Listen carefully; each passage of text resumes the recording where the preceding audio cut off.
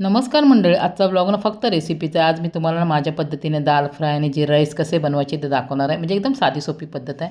प्रथम मी ना तांदूळ धुवून घेतले, त्याच्यात थोडंसं ना मीठ आणि जिरं टाकलं आणि डाळ पण ना मी 15 मिनटं अगोदर भिजत ठेवली, ती पण 2 वेळा धुवून घेतली आणि दोन्ही पण ना कुकरमध्ये ना 3 शिट्ट्या करून ना शिजवून घेतलं. आता पण ना डाळीला फोडणी देऊया. डाळीला ना फोडणी द्यायची म्हणून टोपात ना तेल गरम केलं, त्याच्यात ना मी लसूण, बारीक चिरलेला कांदा, मोहरी, जिरं, कढीपत्ता, हिंग, 2 चमचे लाल तिखट, एक मोठा टोमॅटो होता त्याचे 4-5 तुकडे फोडणीला, बाकीची प्युरी बनवली आणि एक बेडगी मिरची, थोडीशी हळद, नंतर त्यात ना कुकरला उकडलेली डाळ टाकली आणि चवीनुसार मीठ टाकून छान मिक्स करून 10 ते 15 मिनटं झाकण ठेवून शिजवून घेतलं.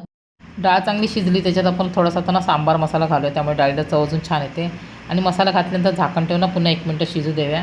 आणि ह्या रेसिपीमध्ये ना मी जास्त मसाले किंवा जास्त तेल वापरणार नाही, म्हणजे कमी मसाल्यात पण ही ना डाळ खूप चविष्ट होते. आणि शेवटी वरून ना थोडीशी चिंच आणि कोथिंबीर घालूया. डाळ थोडी ना घट्टच ठेवायची, म्हणजे जिरा राईस बरोबर खूप छान लागते. चला आता आपण ना जिरा राईस बनवूया. त्यासाठी ना कढईत थोडंसं ना तूप कडकडीत गरम करून घ्यायचं. तूप गरम झाल्यानंतर त्यात ना जिरं घालायचं. जिरं छान ना खरपूस तडतडल्यानंतर ना चिमूटभर हिंग घालायचा. त्यानंतर ना शिजवलेला भात घालून हलक्या हाताने 5 ते 6 मिनिटं छान असं ना परतून घ्यायचा. म्हणजे तुपाचा आणि जिऱ्याचा सुगंध ना भातात मुरायला पाहिजे आणि भात एकदम सुटसुटीत व्हायला पाहिजे. आणि शेवटी वरून कोथिंबीर टाकायची. झाला आपला जिरा राईस तयार.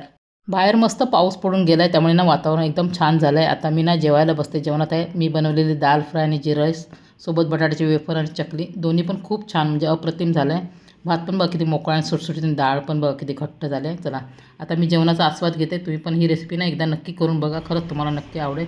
आणि आजचा ब्लॉग मी इथे संपवते. बाय बाय आणि धन्यवाद.